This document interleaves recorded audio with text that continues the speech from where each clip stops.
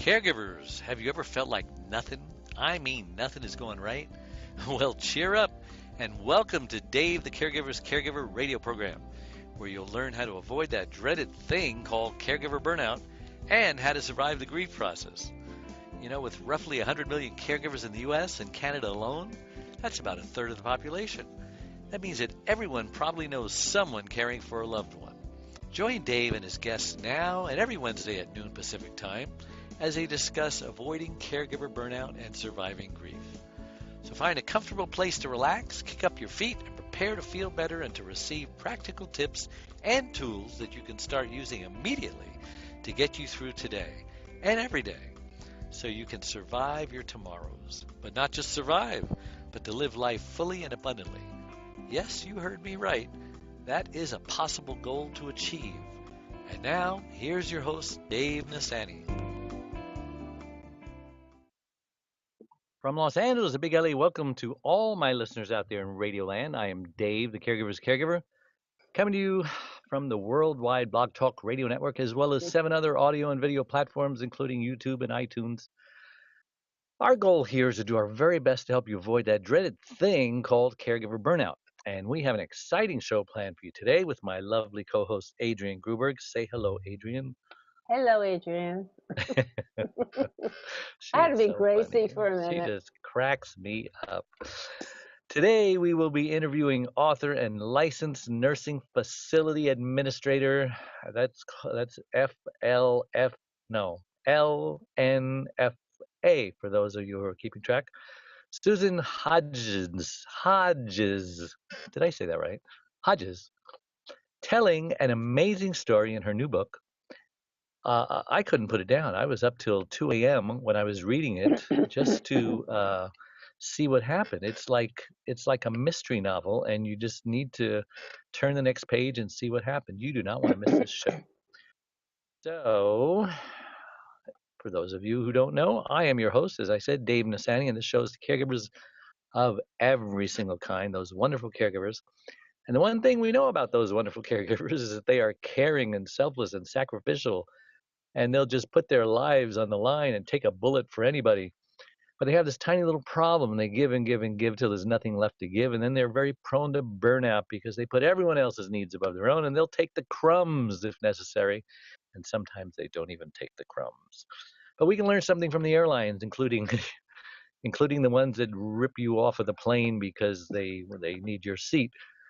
They tell us in the event of an emergency, put your own oxygen mask on first before you attempt to help your loved one with their mask. Why do they say that? Sounds so selfish, doesn't it?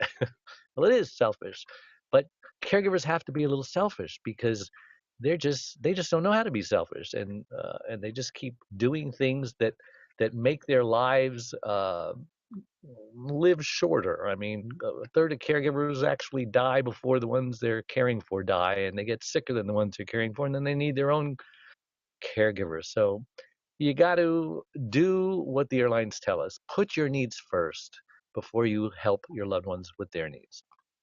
Well, we also talk about grief and loss here and the devastating effects it has on us. And anytime we suffer a loss, we go through a grief process. That's normal, and it could take days, weeks, months, or years to get through it. Everyone is different. Some people never get through it, but that's not the goal. And unfortunately, folks, there's only one way to get through the grief process, and that is you got to go through it. So don't ignore it, don't hate it, don't despise it. Just embrace it, and hopefully, we can help you through your grief and your loss if you happen to feel like you're kind of stuck. Hey, I want to take time to thank my last week's guest, Camille Superson, author of Essential Resource Guide for Caregiving. Save money, save time, and save your sanity. And folks, this book is amazing, and it needs to be in every single caregiver's library. Go look it up on Amazon.com. That's Essential Resource Guide for Caregiving. It will save you so much money, so much time, and you'll get free respite. There are so many free things in there. And I just can't speak highly enough. When people complain about, no one's helping me, and I can't afford to buy food, and I can't afford this, and I can't afford that, I just send them the link to the book, and I says, read this, and everything will be fine. Just a reminder, you can listen to that interview and all of our interviews, including this one right here on our website, caregiverscaregiver.com. And while you're there, don't forget to take our quiz. Are you a candidate for burnout? And just for doing that, I'm going to send you my first book absolutely free, One Arm, One Leg, 100 Words, Overcoming Unbelievable Hardships. And we are so excited about my new book. It's doing so well. #1 on the Amazon new issue list in 3 different categories. And we are so excited to be on our national media tour. And we have 8 morning shows booked already all across the country. And we have 2, possibly 3 book signings scheduled at the Santa Clarita Barnes & Noble and the Mount Pleasant, South Carolina Barnes & Noble, and possibly in the Johnson City, Tennessee Barnes & Noble. And the book is called It's My Life Too. Reclaim Your Caregiver Sanity by learning when to say yes and when to say no. And yeah, enough of that. Hey, a big welcome to our guest, Susan Hodges. Welcome, Susan, to the show. Hi, nice to see you. Well, it's nice to see you too. And I just want to thank you so much for agreeing to this interview today. I'm so excited to have you on. And I just love your book. It's amazing. And it's based on a true story, right? Yes, sir, it certainly is. So what I Sadly, like, it is. what I like to do is ask each guest, why don't you take a minute or two and introduce yourself? Just who is Susan Hodges and why were you put on this earth? Well, I am Susan Hodges, and I believe I was put on this earth to be an advocate for the elderly.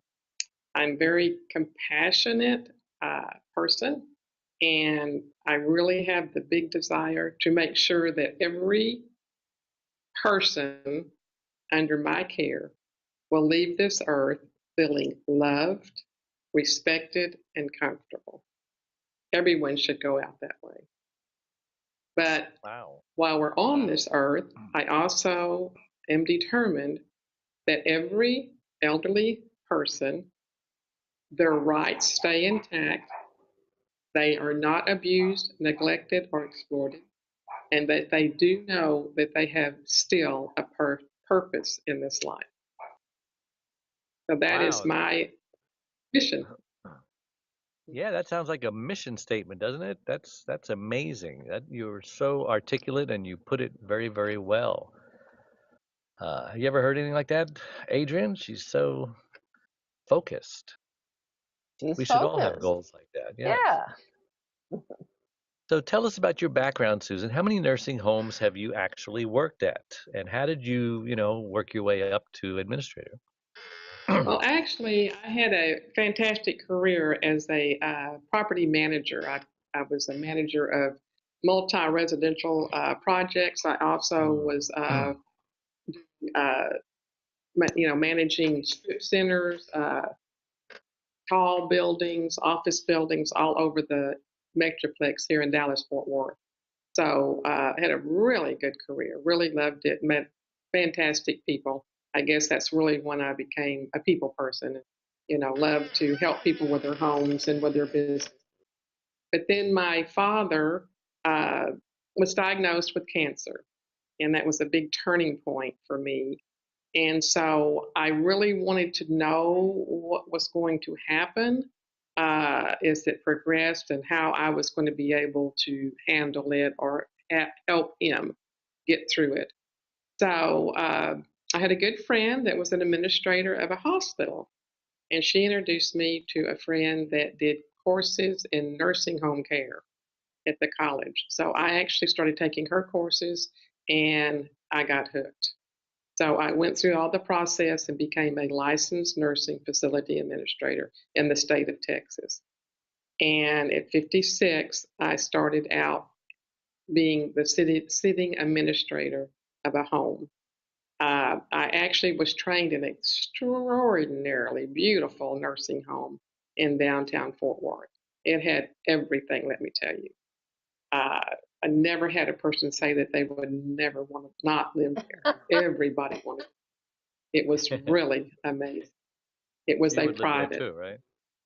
Yes, it was. It was. It really, truly was amazing. But then And when did I you got say did my you say seedy? Is that the word you used? Well, not For the other this one, but when I, right, the other one. yes, but when I left this one, when I left the the one that was really something else, my very That's the first one that they really weren't. That's the one that they weren't right, paying you for, right? right, exactly. I Yeah. did Okay. that for free. Okay, because that is part of getting your license. Right. So then it was my time to go out and find a job as an administrator.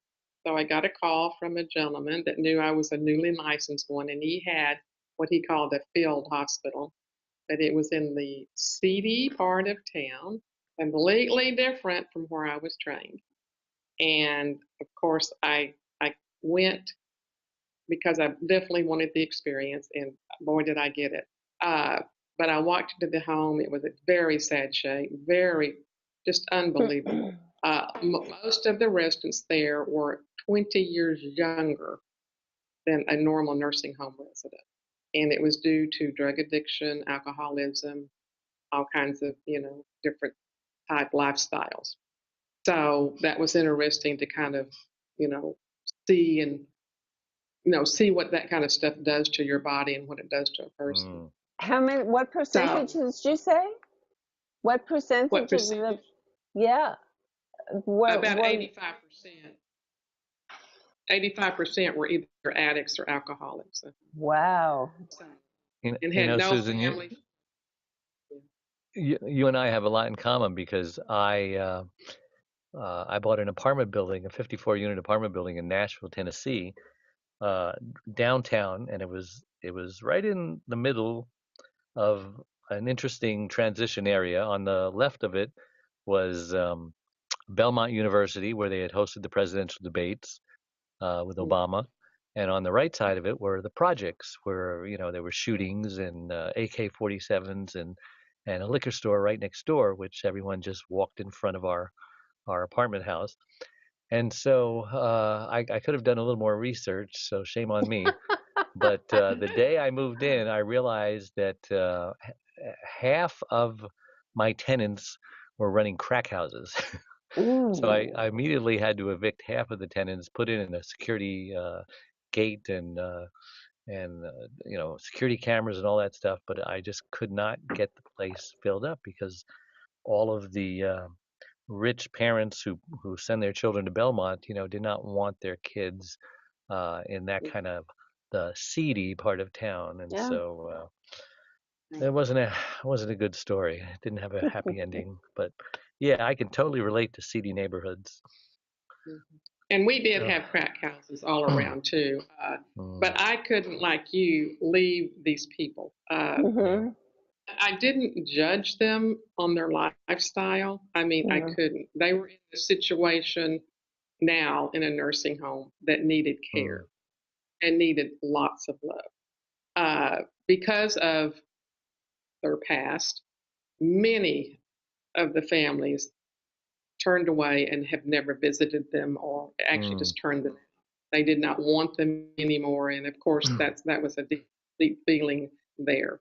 So it was a challenge to try to even get the residents to come back to life, is what I call. They were very depressed. They were on medicines that they asked for all the time, painkillers, anti-anxiety. I mean, just anything they could get because that was their crutch. So, right. You have a wonderful. You have a wonderful heart. I'm sorry for interrupting. That's all right. If only every administrator had your caregiver heart, then there wouldn't be statistics like 9 out of 10 nursing homes and facilities. You wouldn't want to put your cat in, even when they're not in a seedy neighborhood. They just don't pass the smell test, etc. when you walk in there. That's because most administrators, and nothing against you if you're an administrator, but just the profit is above the care for the patients and the it's a shame. So you are a rarity, and it's a privilege to hear your story and thank God you wrote the book, because maybe it will change something, we hope. What's the name of the book? That again. It's called The name of the book, A Breach of Trust. Trust. Okay. And the subtitle is what? Your life belongs to them now. That's a scary now. part. You've got to read the book. So, what are the biggest problems that you see in the nursing homes? Let's just fix this overnight here while in this 30-minute show that we have Okay. left. Well, I'm glad you said that. Everybody on this earth, especially in the United States, knows that healthcare is broken. I mean, it's right now, it's just not. We know that. We know Medicaid, Medicare is in trouble. We know that, there's not enough doctors, there's not enough nurses, there's not enough people that are compassionate, there's not enough people that really want to care for an elderly person. That's why a lot of the children would rather put them in a nursing home than to bother with them in their own home. That's Right. why I think, especially, they are my hero because you're a caregiver. Okay, that speaks volumes. You don't warehouse your family. And really, that's what happens in a nursing home. So, the major problems that I think are happening, and I am just one person out here, but what I saw is the government's meddling. The government's trying to hold on to Medicaid money. They force themselves onto the nursing homes. There is a huge animosity between the owners and the government. We are regulated to the hilt. The only other industry that is regulated more than the nursing home is the nuclear energy. Those just need to be taken away. Okay, we know how to take care of our people, our elderly. That's just instinct. But to throw all this on top of us, trying to make a life worth living, it's just an obstacle that we can't get through. Give me So an I example of really some believe. ridiculous regulations. Okay. Oh, that's a good question. Okay, there's so many. Say the top 3. Okay. Your home can never smell. Does your home ever smell that you live in? Food, mostly. In the bathroom sometime? When you put Sometimes, yes. 100 and if you put 160 right. nursing home residents together in a home that wear incontinent underwear, you don't think you're going to get a smell. Okay. Absolutely. Now, we And try to then keep there's the smell. old person smell that is a chemical reality. Yeah, Right. and then there's the chemical smell, which is also, to But mask. the regulations state you cannot spray in the air any odor taking away. You cannot plug in any scents. You cannot light a candle that has a scent. So how are you going to get rid of the smell? So there's 2 regulations that go against each other. Perfume. Okay. You can't have perfume, because it can make a person with respiratory distress. Have problems, right? No smell. So it's a challenge.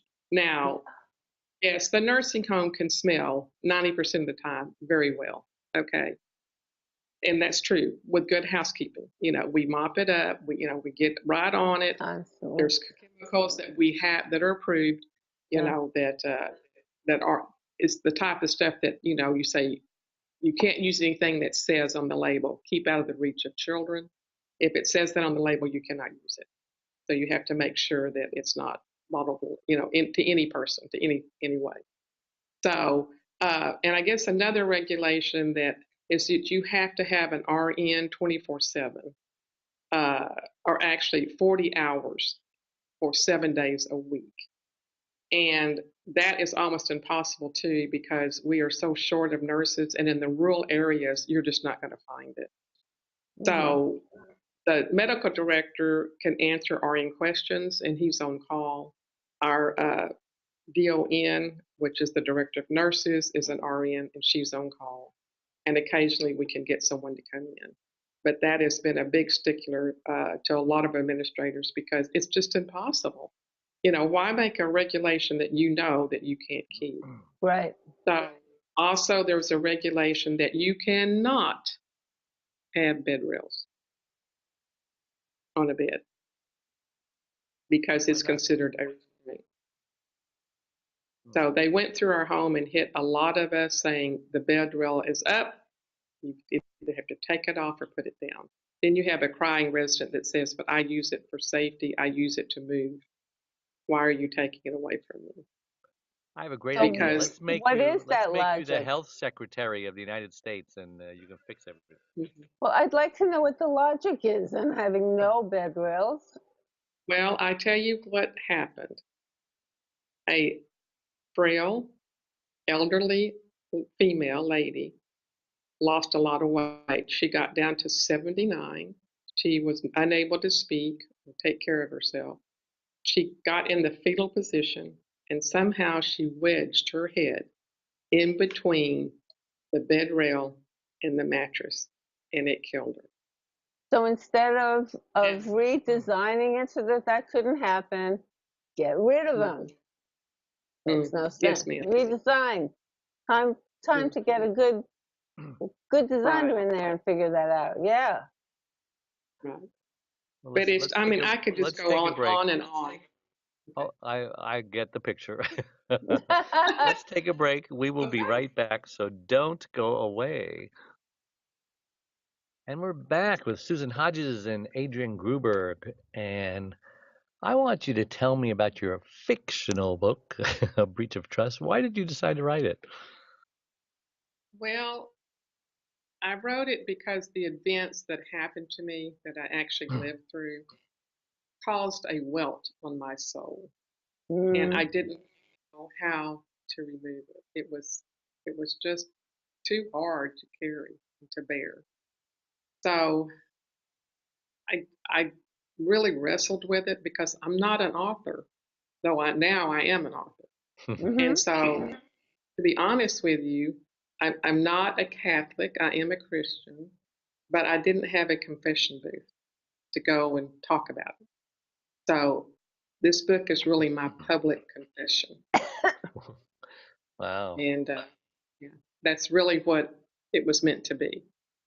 And about how my part in it wasn't very good either, because really and truly, it's probably the biggest failure of my life. Because I was not able to protect 3 innocent people who didn't deserve what they got. So what kind of blowback are you getting from the book? Is it out there yet, or has it been released yet? It's out there yet. I'm getting the same answers, kind of what you had spoke about it, is that when they start it, they can't put it down. I just can't finish it. I mean, I can't go to work because I'm so sleepy because I'm trying to read this book. So that made me feel really good. But I also am getting. But I'm also a writer, getting, but I'm not a reader.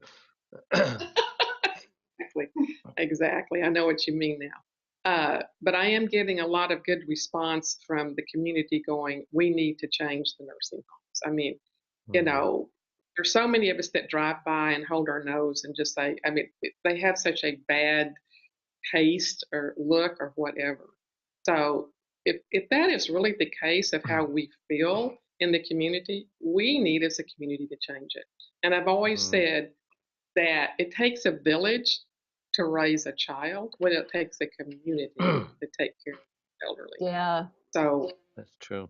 It does. Who designed we need the cover? To start.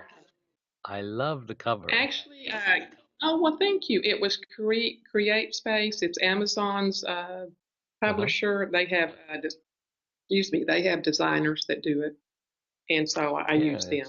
Very compelling. Make you want to pick up the book if you have anything to do with caregiving or disability. Wow. Exactly. I wish I could have written nonfiction, but because of the HIPAA laws and definitely had to put some fiction in it. Yeah. That was my only regret. Let's talk more about Medicaid and Medicare. How do they play into these problems again? You just touched on it briefly. Okay, it really depends on the state you're in. I'm in the state of Texas, and the governor that set the longest governor in the state of Texas was Rick Perry, and he was not too fond of nursing homes. I'd actually gone to some of his speeches, actually to get CEUs, because I'm not a political person in any means. But he had mentioned that he wanted to close 4 nursing homes in the Abilene area, which the administrators were like, okay, so what's the plan B? And his statement was, I don't have a plan B. Just let the churches take care of them. And we were astounded.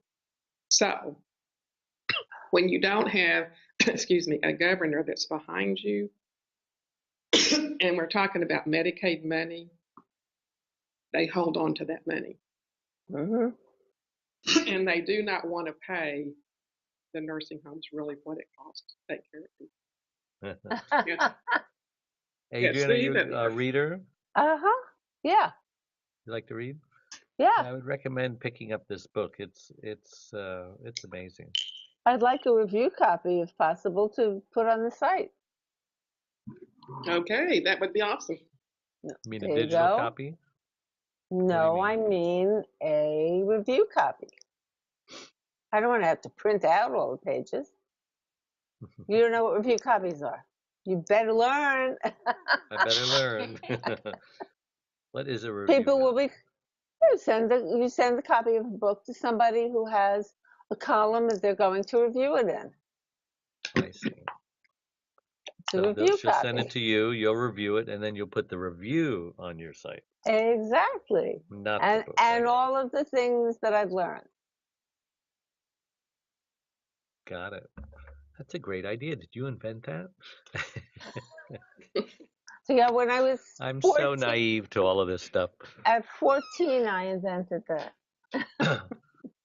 The Medicaid system, we know, is not solvable. I mean, it does not have enough money. And so what happens is when you do have to go on the Medicaid, you get the absolutely cheapest, stuff ever. Everything is turned down. I wonder if Bernie knows that. Yeah, probably so. He does. And then like the nursing home sends in the bill to the state, and then the bill only comes back, and they only pay 70 to 80% of your bill. And so is the bill higher than? I mean, is it as high as a? Is it inflated? Is it inflated? Yeah. Well, above and beyond the cost that you've incurred. If I knew I was only getting to get paid 70%, I would inflate it. Yeah. Well, when you're saying inflated, where is it inflated? I'm saying, do they say they've done more given more medication or more hours of care or therapy to be able to just tack on the hours, to tack on extra salaries to get more money back? Well, no, where it's inflated, in my opinion. If you will go in the state of Texas, we'll use that. Yes. If you go downtown Austin, you're going to see a high rise that goes way up into the clouds. It has thousands of parking spaces, but you cannot find one and have to park about 6 blocks away because all those parking spaces are for employees. That costs a lot of money. Yes. Then you have regional surveyors that are paid by dads. They get a salary throughout the state of Texas. I don't know, 14, 15 of them that go out and make a salary off the homes, off Medicaid money. Then you have the medical directors, you have the pharmacies, you have unbelievable people. You have owners that need to make a profit. You have social workers, you have dietitians, you have all these people that need to be on the payroll. And guess who controls your payroll? The state of Texas. You have to have some nurses. You have to have so many nurses on every shift. You have to have an administrator. You have to have a director of nurses. You have to have an ADON. You have to have RNs, LVNs. You have to have cooks. You have to have housekeepers. On and on and on and on and on and on. Okay. That's where all the money goes. Mm-hmm. Then you have to have accountants to figure out what has been paid. You have cost accountants. You have dads collecting the money and making, so that's why healthcare is so expensive. It's not that the pill or the aspirin costs $50. It's all the people that have got a piece of the pie and their fingers in the pie. So if we went back to mom and pop, which, we started out, and I know we made a lot of mistakes, but we'd be a lot less. Healthcare would not cost that much. We have just put stuff on top, on top, on top, on top. There's a couple of states that are doing it right, aren't there? Yeah, I believe so. I've heard that, but I can't tell you, truthfully that I know that. But I know that they've got the greenhouse effect going on. It's a project. To me, it sounds wonderful. They're actually building homes that have like 9 bedrooms, and they're putting it into the community's neighborhoods. Oh, that's nice. Yes, where the grandkids can come out and play in the backyard. The CNAs cook and clean for the residents. The nurses come by, and just give them medications and leave. So it's a home-like, and it's so less expensive. So they are starting that. I believe it started in Ohio, but I don't know where they're at on it yet, because again, it was a test project. But hopefully that's what the nursing homes will come to. But you can also imagine trying to put 200 or 300 people in one, what I call a warehouse, a nursing home, mm-hmm. and all the electricity, paying for the generator. I mean, it's just enormous. And then, of course, the maintenance and the repair. Well, listen, we're going to take another break, so don't go away. It's a great discussion. We'll be right back. Okay, thank you. Anytime we suffer loss, we grieve. And a lot of people don't realize what even the grief process is. But it could be 5 to 7 steps ranging from denial, I don't believe this is happening, anger, oh my gosh, I'm so upset this is happening, to a form of bargaining, how can I get out of this, to depression, which is a very serious thing because that often leads to suicide. And then finally, after you realize you have no more control over your situation and you're totally okay with the new normal that it brings, that wonderful, wonderful place called acceptance.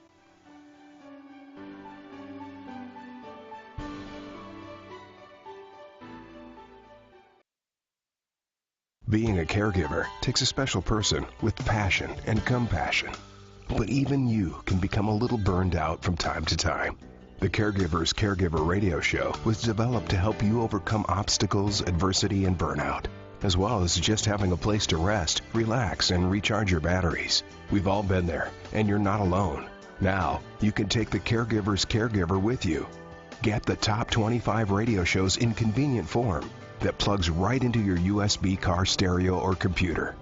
Learn the techniques, tips, and encouragement we all need to better handle the day-to-day challenges. For around $1 per show, just $29.77, get the credit card-sized USB card to have with you anytime you need a caregiver's pick-me-up. Just go to DaveTheCaregiversCaregiver.com and order yours today. Go to DaveTheCaregiversCaregiver.com now. Consider it an investment in you, and ultimately, an investment in them.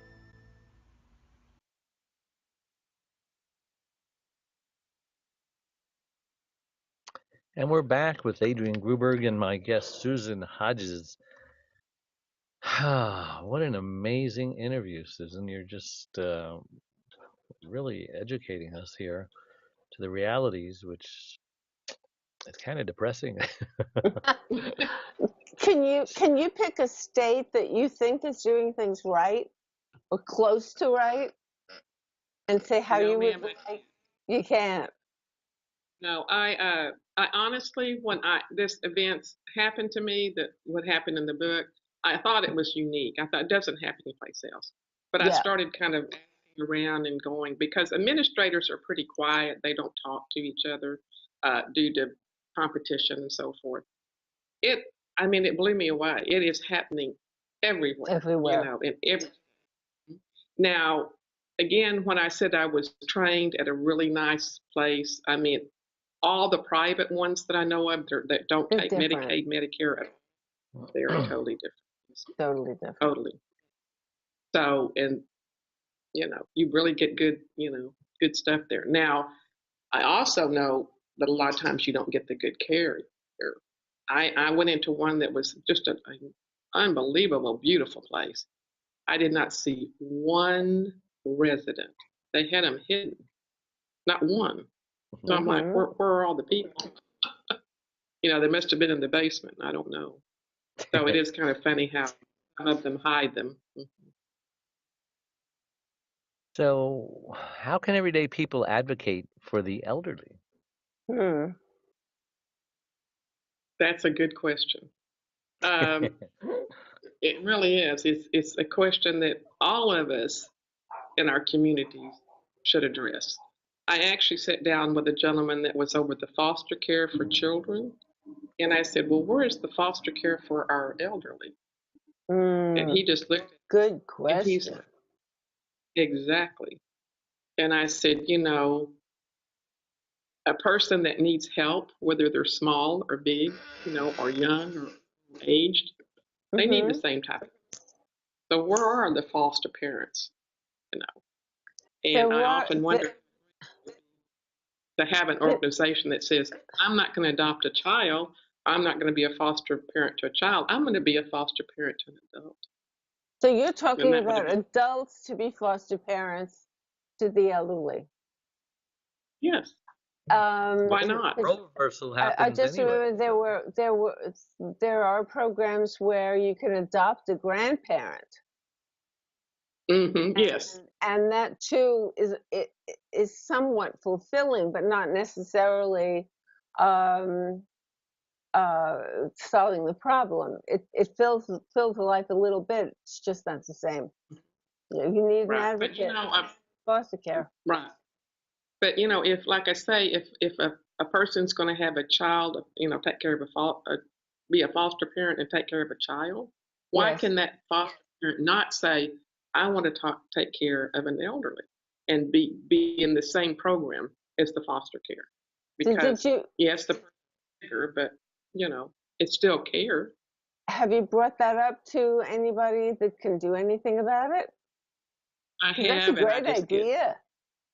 Absolutely, but I just get closed ear. I mean, I brought it up to him, who he was actually over, and it was in a kind of a church setting type situation, and I said, and I understand about you saying adopt a person, but usually that is just I'm going to adopt one in a nursing home and go by and see them every now and then. But I was really talking about a foster parent to an elderly person, you and go through the same program. And that would get a lot of them out of the nursing home environment and get them Right. in a home, In a home.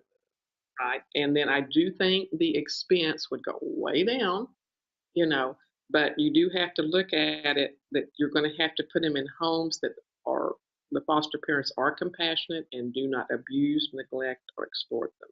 Oh, So, look at them for the elderly the same way that right. you would screen them for taking care of a child.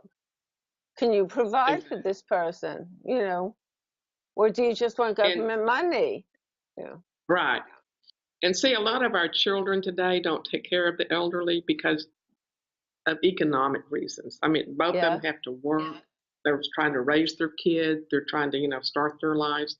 But I was glad that I grew up in a generation where my parents they took care of their parents.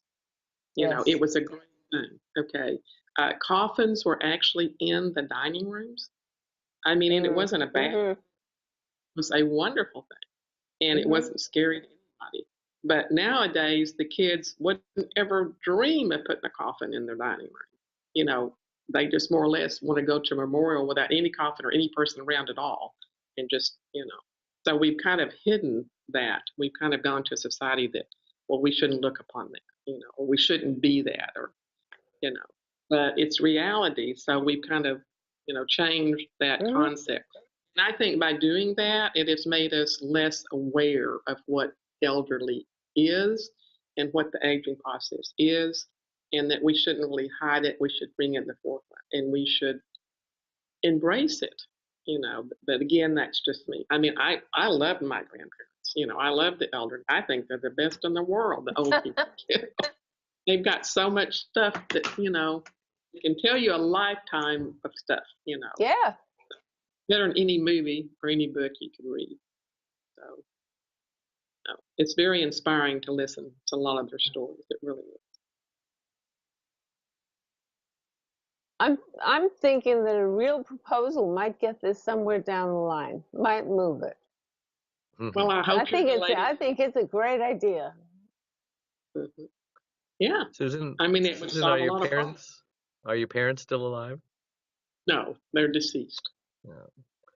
So let's talk about, someone has some parents or a parent who they need to put in a nursing home. The time has come that they just can't safely take care of their needs in the home anymore. They've tried the caregiver, they maybe even tried the assisted living, but it's time now to put them in a nursing home. What are the red flags that we should look for? Okay, the red flags are you need to look for the quality of life, the quality of the home, and the quality of the care. Those are three things that you should look at when you're visiting a nursing home. And the way to look at the quality of life is you need to look directly at the residents in the home. Do they appear happy? Do they, or do they feel sad? Do they feel comfortable? In other words, is the temperature okay? Mm-hmm. Is there any, loud noises going on or anything like that that's disrupt them? You also need to see how the staff interacts with them. Are they paying attention, or are they just turning their heads away and being basically rude? Is that yours? Go ahead. I'll find it. Okay. Okay. Go ahead. And then, of course, you just need to make sure that they are happy in the home and consider their home, not yours or not the staff's home. That's the biggest thing. I live here, you don't, type thing. And then the next one is, of course, the quality of care. Do you see the residents? Are they complaining about pain? Have they been given their pain medication? Or are they just left there to suffer? Look at the abilities they have. Are they able to get up and walk with a walker, and are they doing that? Do you have physical therapy there to help them, maybe with a gait belt? Are they able to do the daily activities, such as button their shirts and that type of thing? So the quality of care also is very important. You can look into their rooms, is their beds made? Because a lot of these people that are in the nursing home have grown up in the greatest generation. And one of the things that they were really got in trouble for was that they didn't make up their beds. And that meant you were lazy. Okay. Now, maybe that sounds silly to us, but that was a mark on them. And they are not wanting to be treated and acted like they're lazy. So making that bed is a very important thing to that resident. You also need to ensure 100% that the residents' rights are in place and respected. No elderly should have his civil rights taken away, and it happens all the time. I love how you wrote in the book how when somebody would question you about something, you'd say, no, this is their home. We're just their guests. What a great attitude. Absolutely, and it is, and it's their money that's paying for it. It's a rare attitude. I've never heard that attitude in a nursing home before. It really truly is. it's very sad because the staff just thinks it's my place of work, and that's Right. so wrong. Do you And find yourself the patients carrying? are like cattle too. That's kind of how they feel. Absolutely, absolutely. I And want to know if you found yourself carrying the weight of individual stories home a lot, or have you learned to separate?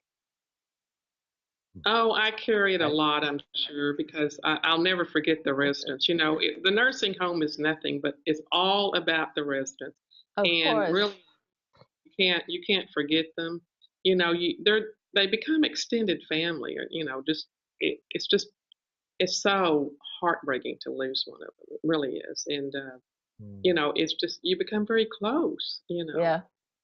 Uh, and there's a lot of hope, and there's a lot of spirituality that is in a nursing home that just covers you. I mean, it's amazing. And how when one is known to be passing, how the residents and really how most of the staff reacts to it. It's amazing. It's You know. yeah. I wanted to mention, my mother was in a very good facility, and you said just look at the other residents and see if they look happy. I mean, isn't it true that about half of the residents are never going to look happy? They just look like they're comatose. No matter how good things are, no matter how you treat them, no matter how you just made them a birthday cake, and they just kind of look like they're miserable. Is that true, or is that just my experience? I'm sure in some cases it is because we get a lot of stories through on TV about a family fighting for someone to not be taken off life support because they see something in their eyes, or they blink at them, or they move their mouth in a certain way. Uh, and that's true. And sometimes they frown. You don't know if they're frowning because they're unhappy or something's happening. You really don't know. But however, I know that you can make a person happy even in that state by Mm-hmm. just the human touch. I mean, if you touch them, rub their back, rub their face, comb their hair, I guarantee you that person feels that. Mhm. Mm-hmm. That touch never, ever goes away and never Yeah. becomes something bad. You're So absolutely there's, right because I remember um, one time this Korean group of violinists came in and they started playing, and another time little children came in, and these same people who I've never seen crack a smile in whenever I was there, all of a sudden came alive. Yeah. It's like so there's something that will touch them, and you just have to find out what it is. Find it. right. You just have to, Which takes exactly. an effort. You do have to, and it also it's just a bite of ice cream. Oh my Lord, what a Oh yeah. I mean, or a popsicle, seriously. And it's a joy, it's awesome, Um, it's wonderful. So I want yeah, you to be so the administrator in my nursing home. I hope we don't get there. I hope you've got a foster parent. How old are you? Let's see if this is going to work out. Oh my goodness, you have to guess. I don't know, 60, Getting close, 55. going up, Oh, I'm going in the higher. wrong direction. Yeah, you're going the wrong direction. Well, I'm 63, so I don't really know what my future holds, but we're probably the same age, I guess. I don't know. I'm 68. Oh, I'm okay. 69. Oh, Hmm. okay. So You're part there.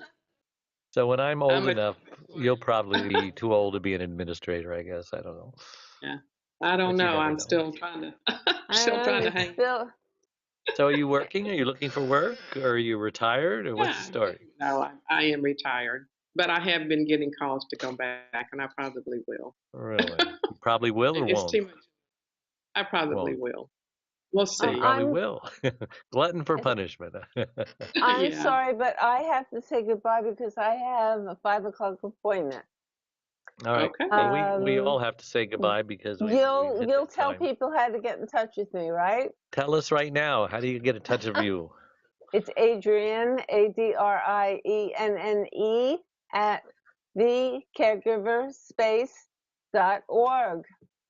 And the website is thecaregiverspace.org.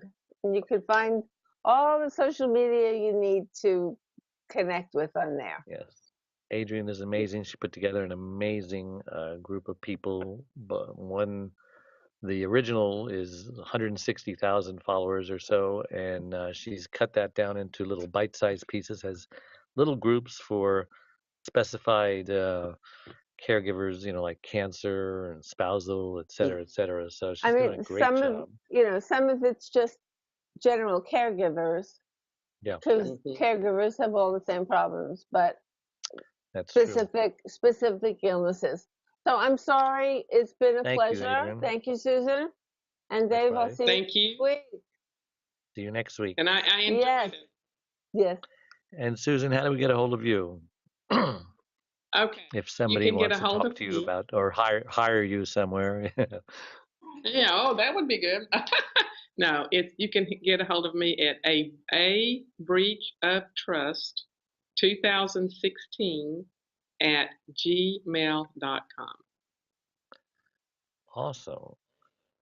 And if you want to get a hold of me, it's caregiver.com, caregivers with an S, caregiver without an S.com. And join our community of caregiving. And we want to just care on you and love on you and be your support. And my new book is amazing if someone already knows that they need to put their needs first, but they don't know how. Perfect for them. There are some people out there who just don't get the concept that they need to put their needs first. No matter what you tell them, they're always going to take the crumbs because they don't deserve it and whatever. And I don't think we're going to reach them, but we can only hope and pray. So go to Amazon and type in "It's My Life Too," and don't forget the apostrophe on the "it's." And we will see everybody next week. Thank you so much for. And I just wanted to say my thoughts and prayers go out for all the family and the injured and the ones that passed away in Las Vegas. That's right. This show last night was the terrible massacre, I guess you should call it, of Las Vegas, the country music festival. And yes, I don't know what this country's coming to when a multimillionaire who has no apparent signs of mental illness or being poor or being in poverty does this. I don't know. It's time to look up to heaven and say something's coming. Thank you so much, and we will see you next week. Thanks so much for agreeing to do the show, Susan. Bye-bye. Bye-bye. Bye-bye.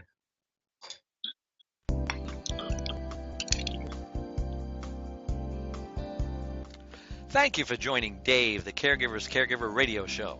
Make sure you tune in every Wednesday at noon Pacific Time and anytime afterwards on podcast to catch more of Dave and his tips to caregivers on avoiding burnout and surviving the grief process right here on the Worldwide Block Talk Radio Network.